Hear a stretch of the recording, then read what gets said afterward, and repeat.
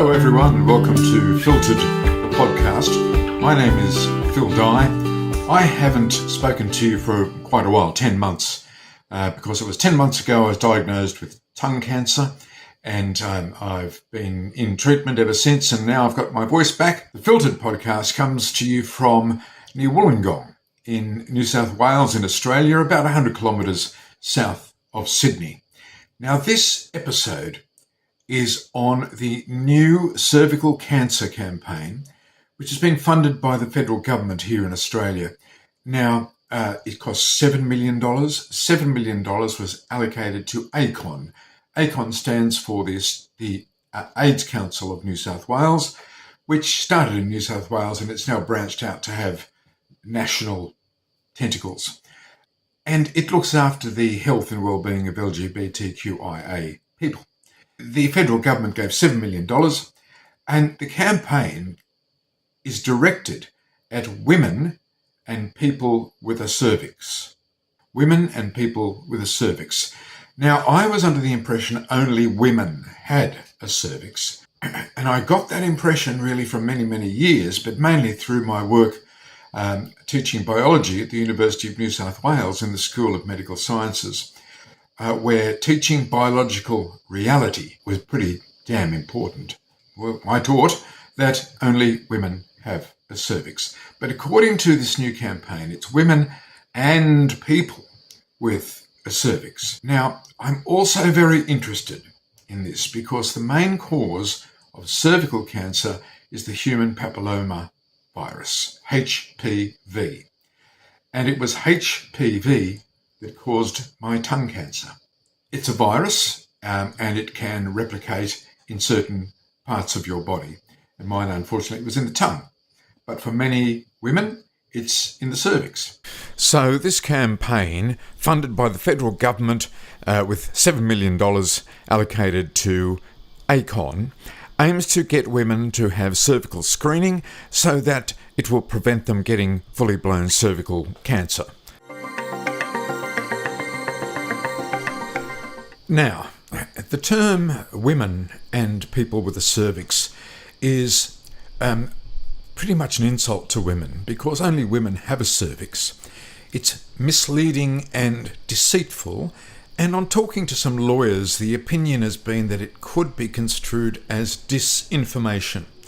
Disinformation is where information is put out there in order to persuade someone politically or socially where that information is not correct. Now, misinformation is when someone puts it out there and they've made a mistake. Sorry, wrong information. But the disinformation is on purpose. Now, this women and people with a cervix, where does it come from? Well, there are some people who believe that when a man wants to become a woman and they have sex change surgery, not just hormones and not just the puberty blockers and all that, but if they have surgery, then it's the full gamut. They've got the whole thing. Well, that is rubbish, absolute crap.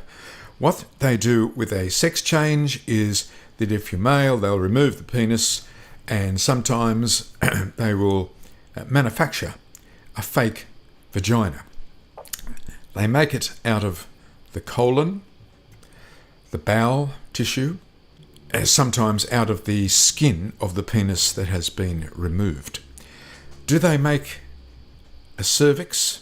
No. Matter of fact, there has never been not one instance in the world where a fake cervix has been built inside a trans woman. This campaign gives the impression that trans women might have a cervix, which is wrong.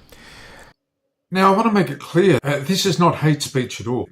Stating a biological truth and reality is not hate speech. If it is hate speech, well, therefore every university in the country that teaches biology and science should be taken to the Human Rights Commission.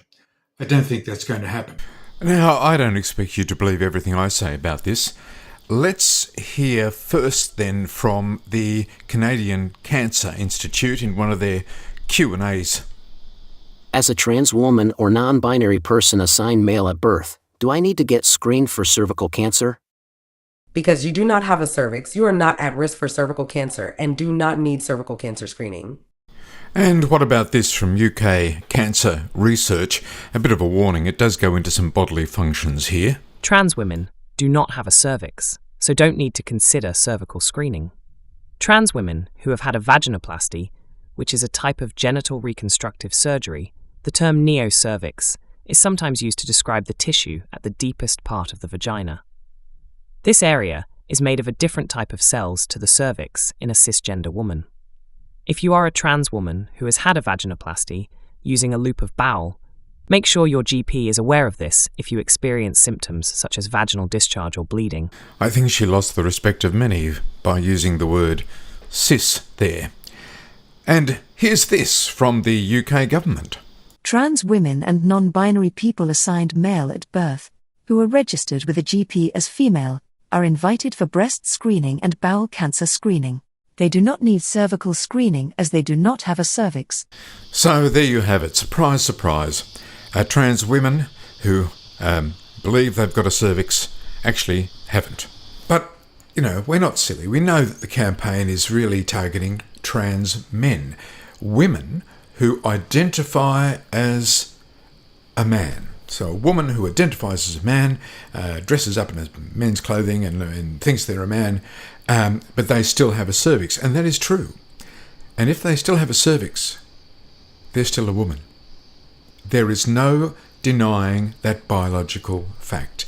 So trans men who turn up for cervical screening are actually admitting openly that they are actually a woman. Trans women who say that they have had cervical screening are mistaken and deluded. Can ACON possibly check their biological facts before accepting the $7 million from the federal government in order to run an everybody with a cervix, people with a cervix, because only women have a cervix?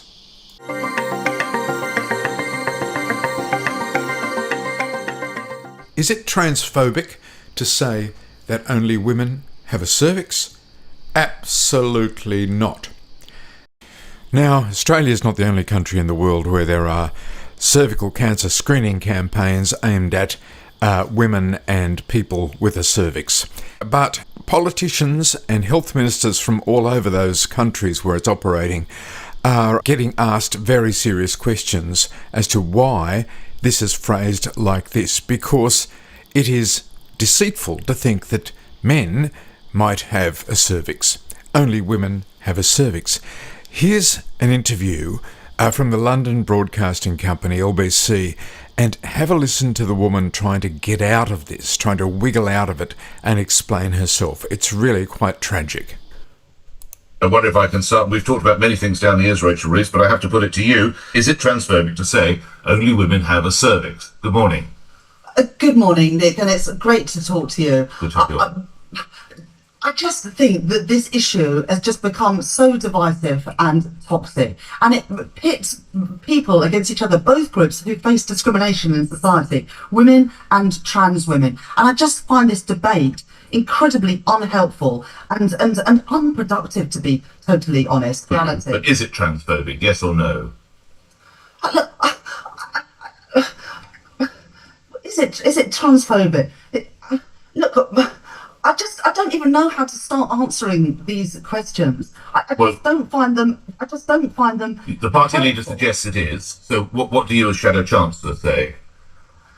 I think that people should be able to identify with the gender that they feel comfortable with. Respectfully, Shadow Chancellor, that wasn't my question. My question is it transphobic to say only women have a cervix? I wouldn't say that. I wouldn't say that. Why is that? Because if somebody, why are we having to discuss parts of women's anatomy? I don't feel comfortable talking about women's anatomies and different parts of women's bodies with you, Nick, or frankly with anybody else. But if somebody identifies as a woman and a man, or a man, they should be able to do so, whatever their body part. And that was Rachel Reeves, the Chancellor of the Exchequer in the United Kingdom. She looks after all the money. You'd think she'd know a bit better, wouldn't you?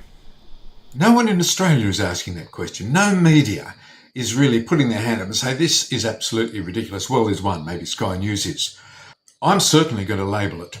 This is a ridiculous waste of taxpayers' money. And I would be demanding that the government and ACON change the campaign to make it only for women. Because even trans men who say, I'm going to have a cervical screen, are admitting they are really a woman. Now, as I mentioned earlier on, a couple of lawyers have said that this could fall under the area of disinformation because it has been purposely designed to deceive the public into believing a certain thing. I haven't got the money nor the years left in me to take this to litigation. But if there's an aspiring young legal firm out there who are trying to make a name for themselves by taking the Australian Federal Government to court and ACON to court and the Australian Human Rights Commission to court, perhaps this is for you. Just saying.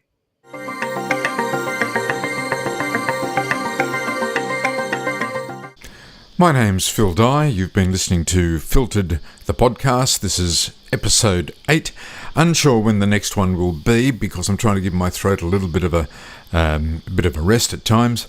You can follow Filtered on Substack, on all the streaming services, and you can email me at phil@filtered.com.au. phil@filtered.com.au.